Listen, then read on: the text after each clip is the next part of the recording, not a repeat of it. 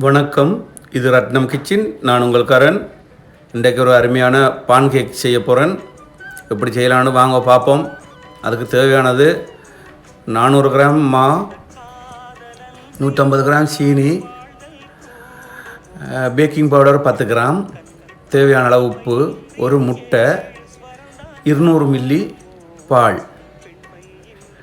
இப்போ ஒண்டா எல்லாத்தையும் கலப்போம். இப்போ ஒரு முட்டை அடித்து ஊற்றிட்டேன்.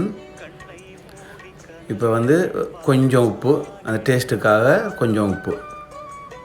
இப்போ இந்த சீனி 150 கிராம் சீனி அதையும் போடுங்கோ. போட்டுட்டு இந்த 10 கிராம் பேக்கிங் பவுடர் அதையும் போட்டு இப்போ கொஞ்சம் கொஞ்சமாக அப்படியே கிளறுவோம். இப்போ பார்த்திங்கன்னா நான் எல்லாத்தையும் கிளறி போட்டேன். இப்போ 200 மில்லி பால் விடுறேன்.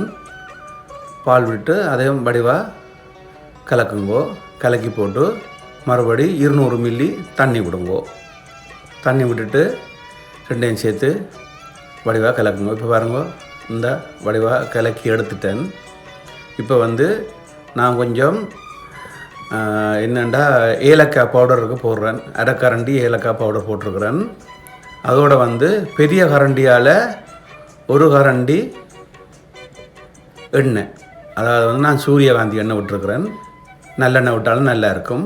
இதை வடிவாக கலக்குங்கோ. நல்லா இந்த மாதிரி இந்த பதத்துக்கு விரவணும். இந்த பதத்துக்கு வந்தால் சரியாக இருக்கும்.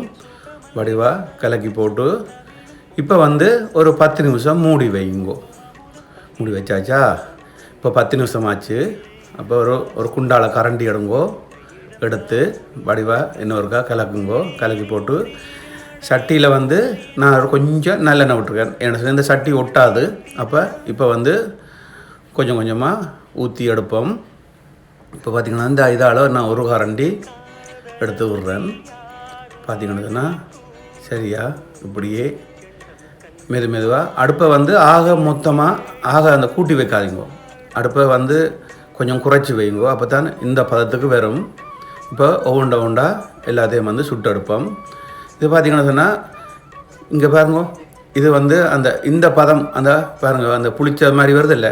இப்போ ஓட்டு எவ்வளோது இந்த பதத்துக்கு எடுங்கோ. இந்த பாருங்கோ, கிரேப்பெல்லாம் சுட்டு எடுத்துட்டேன். கிரேப்புன்னு சொல்கிறேன் பாருங்கோ. பான் கேக்கு சுட்டு எடுத்தாச்சு. அருமையான பான் கேக் இப்போ ரெடி ஆச்சு. இப்போ இதோட நீங்கள் சாக்லேட் அது எல்லாத்துக்கும் ஜாம் மற்றது எது வேணாலும் பூசி சாப்பிடலாம். அவ்வளோ அருமையாக இருக்கும். பிடிச்சிருந்தால் லைக் பண்ணுங்கள், ஷேர் பண்ணுங்கள், சப்ஸ்கிரைப் பண்ணுங்க.